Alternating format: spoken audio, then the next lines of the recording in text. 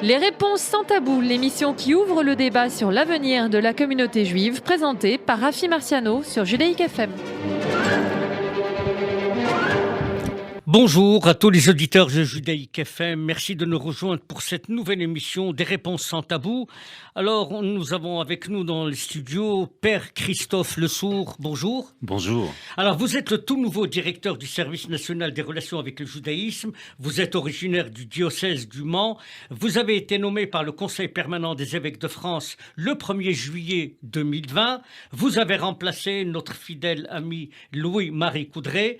Votre poste prestigieux a été occupé déjà par le révérend père Bernard Dupuy, Jean Dujardin, dont nous gardons un souvenir ému et respectueux, et bien sûr le père Patrick Desbois.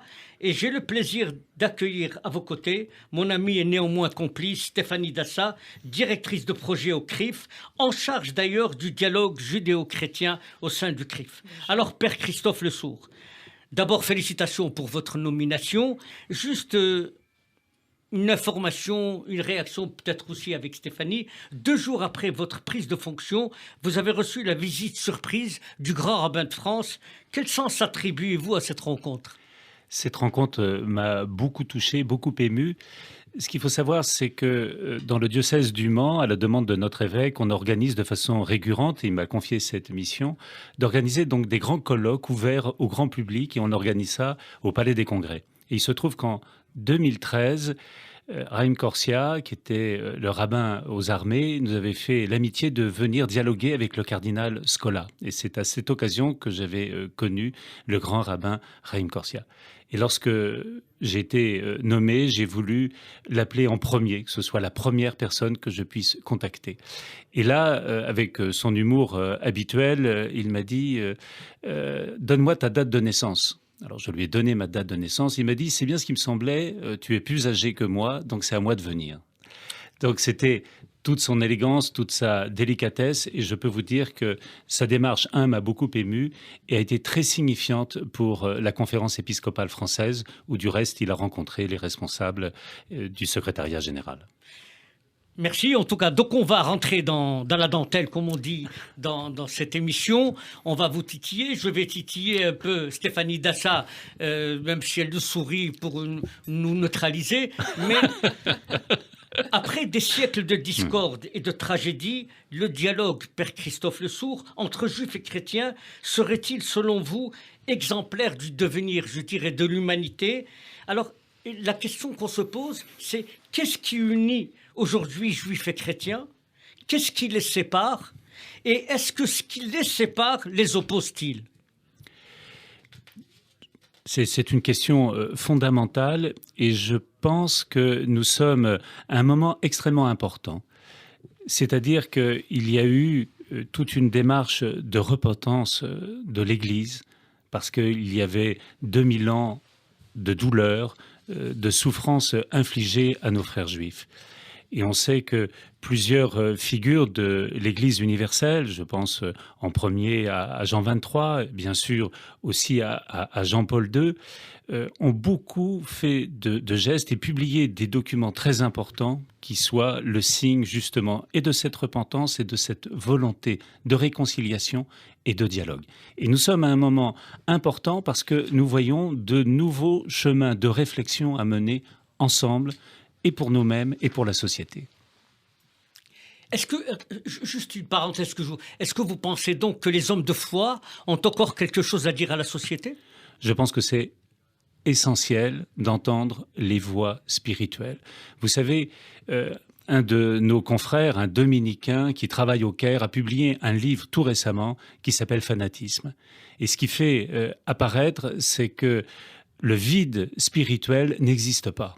Et que le grand danger, c'est qu'il y ait la tentation de le remplir par des discours extrêmement simplistes et réducteurs. Et par conséquent, au cœur de la société française, dans cette laïcité à laquelle nous sommes si attachés les uns et les autres, nous avons un magnifique message à faire entendre ensemble.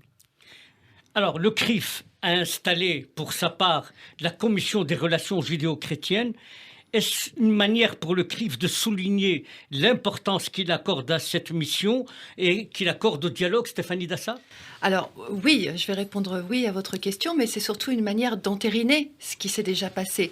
Parce que avant que ne soit créée cette commission, il faut remonter un petit peu le fil du temps. Et le CRIF était déjà très présent lorsqu'il a fallu dénouer cette affaire si compliquée de Carmel d'Auschwitz. Et c'était le président Théo Klein à l'époque, qui avait vraiment pris ce problème à bras le corps, accompagné aussi d'évêques et de cardinaux français qui l'ont soutenu dans sa démarche. Plus tard, en 1997, lorsque les évêques de France vont remettre la déclaration de repentance, ils vont la remettre au président du CRIF, Henri Achdenberg. Donc, si vous voulez, fort de toutes ces expériences commune avec les chrétiens, bien sûr, nous n'avions qu'une solution et qu'une volonté, c'était d'entériner ce qui s'était passé en le concrétisant et en faisant mûrir ce rapprochement qu'il y avait eu entre nous. Donc cette commission s'est créée de manière tout à fait spontanée, puisque nous avions déjà eu des relations avec les chrétiens qui ont commencé sur un phénomène, un cas problématique et emblématique, le Carmel d'Auschwitz, et ensuite qui s'est poursuivi de manière tout à fait naturelle et, je dois le dire, assez satisfaisante. Est-ce que le principe qu'il y ait un service national de relations avec le judaïsme, d'une part, dans le monde, dans l'Église, et une commission du dialogue judéo-chrétien de le CRIF, est-ce que c'est pas quelque chose qui crée une espérance, et en tout cas quelque chose de très positif, et une exemplarité du dialogue et un paradigme pour les autres? Moi, je le pense. Tout d'abord, qu'il y ait le service national des relations avec le judaïsme, ça a été la volonté de certains évêques et du père Bernard Dupuy, qui a beaucoup œuvré à ce sujet. Et après, il y a eu l'enthousiasme de la conférence épiscopale française. Et qu'il y ait ce lien, comment dire, avec le CRIF permet de situer les enjeux pour nos communautés et avancer dans ce dialogue si important. Et la notion de dialogue est fondamentale. C'est pas deux monologues qui se côtoient, c'est vraiment une rencontre. Et comme j'aime à le dire, Martin Buber, avec son inoubliable livre « Je et tu », ouvre justement ce principe de l'altérité, de la véritable rencontre. Alors, puisque vous y êtes dedans déjà dans le sujet, nous savons, Père Christophe, que ce dialogue pose entre nos deux confessions des questions difficiles. Nous sommes face à un défi, en effet, juifs et chrétiens qui ont vécu, je dirais, sur les mêmes terres pendant 2000 ans, en se contemplant chiens de faïence. C'est vrai qu'il y avait certes une proximité géographique et très étroite, mais une distance psychologique très significative. Alors, comment vous expliquez le fait que, malgré l'histoire, malgré le poids de l'histoire, juifs et chrétiens continuent et veulent aller de l'avant en dialoguant, en se rencontrant? Parce que je pense que les uns et les autres mesurent l'importance du lien spirituel qu'il y a entre nous. Je vois du côté catholique la redécouverte des racines juives. Quel enthousiasme il y a chez les uns et les autres à le découvrir. Comme prêtre du diocèse du Mans, comme vous l'avez si gentiment rappelé, pendant 30 ans, 2 fois par an, j'ai accompagné des pèlerinages en Israël.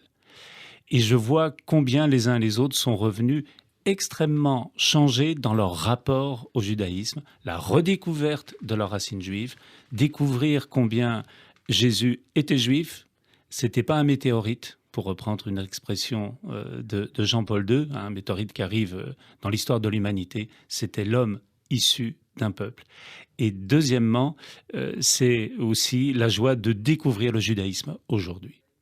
Alors, le monde chrétien, Stéphanie Dassa, oui, a accepté de réexaminer dans son enseignement la place du judaïsme et du peuple juif pour dépasser, je dirais, les préjugés des théologiens, des historiens chrétiens se sont attelés à cette tâche remarquable de courage.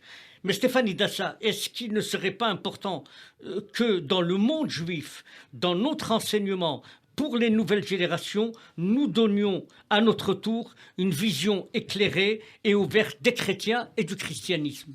Alors oui, je pense tout à fait, je pense tout à fait cela. D'abord, pour une raison simple, hein, quand on tend une main, il est bon de la recevoir, de la serrer. Ce que je voudrais signaler, c'est que d'abord, il y a eu quand même quelque chose d'assez important qui s'est déroulé en 2015 et qui a été la remise de la déclaration pour le jubilé de fraternité à venir du grand rabbin Chaim Corsia au cardinal André XXIII. Donc c'est une démarche qui a été initiée par 5 représentants du judaïsme français. Elle vaut ce qu'elle vaut, mais c'est un geste important. C'est déjà une réponse aussi aux efforts qui ont été faits par les chrétiens, surtout après Nostra Aetate. Elle vient en 2015, hein. Nostra Aetate vient en 1963.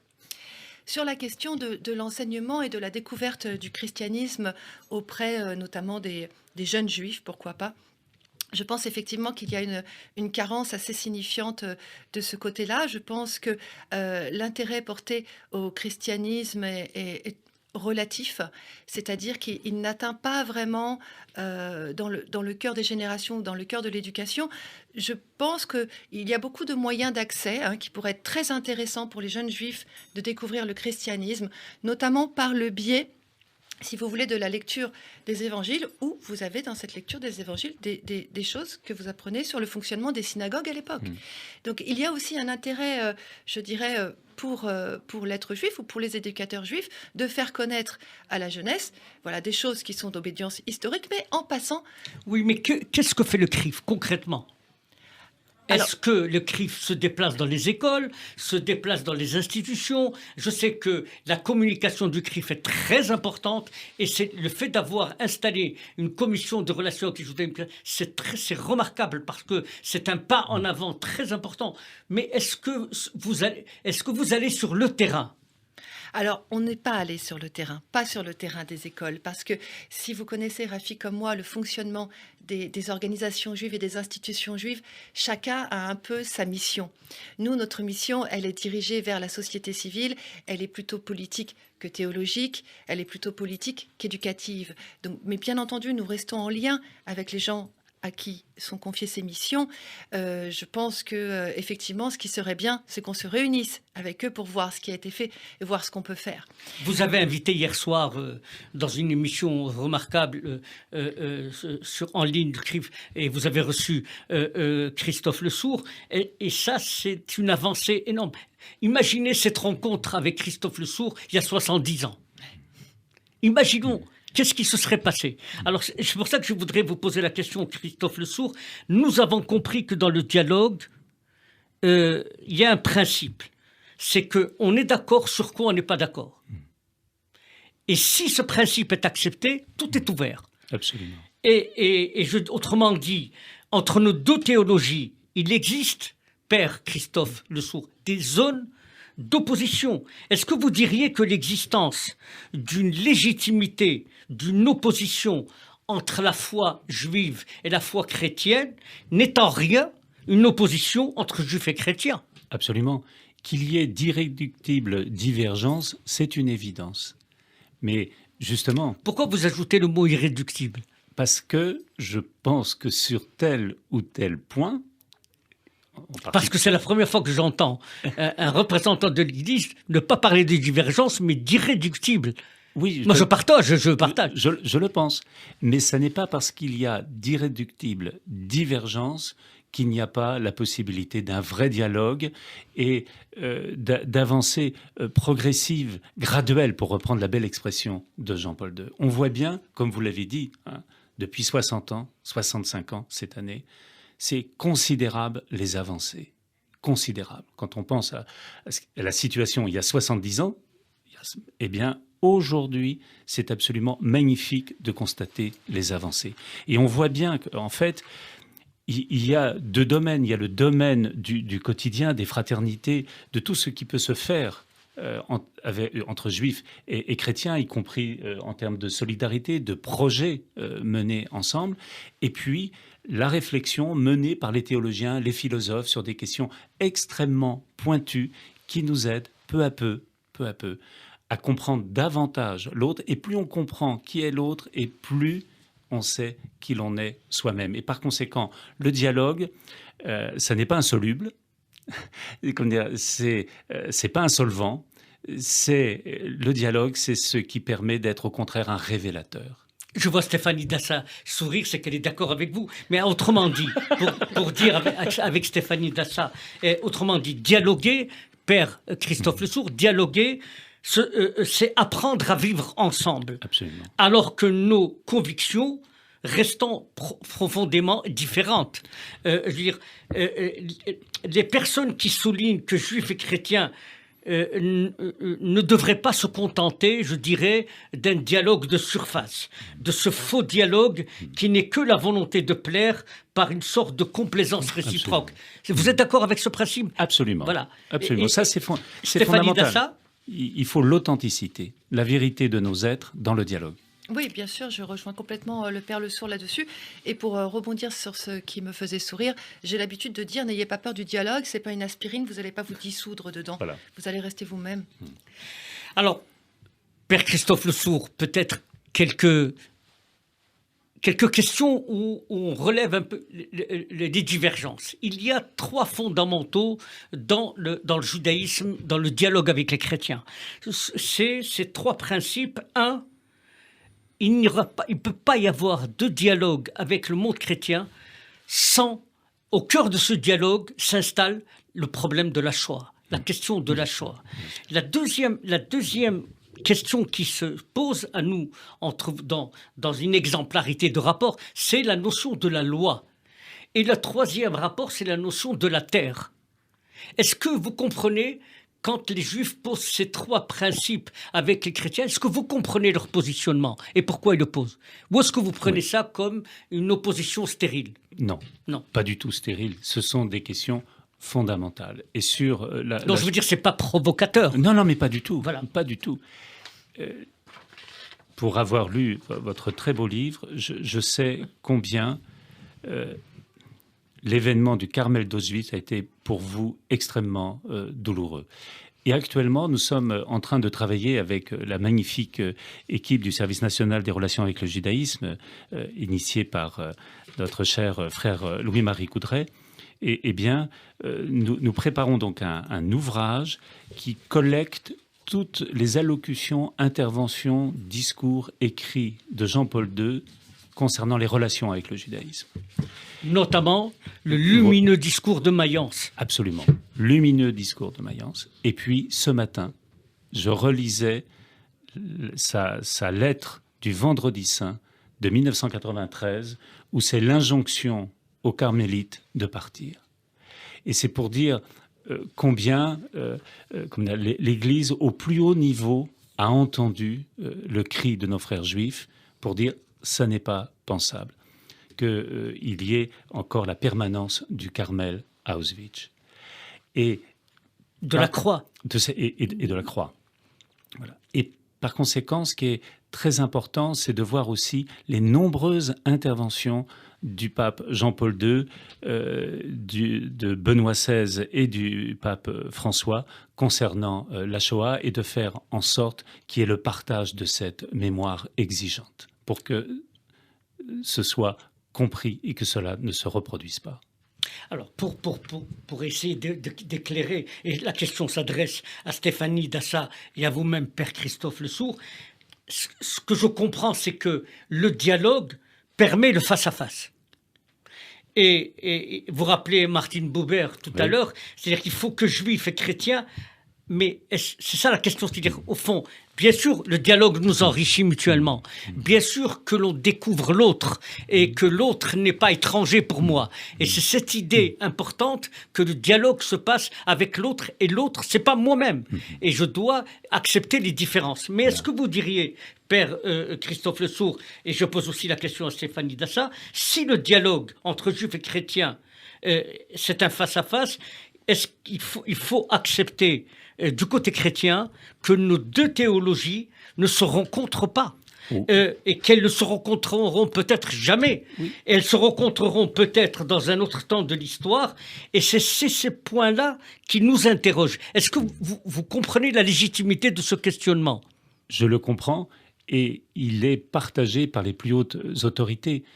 Tout à l'heure, Stéphanie faisait allusion à ce texte remis en 2015. Et en 2015, il y a eu aussi un texte tout à fait fondamental. Vous savez, pour ouvrir une parenthèse, Père Christophe Lesourd, que ce texte, c'était 8 mois de travail. Oui.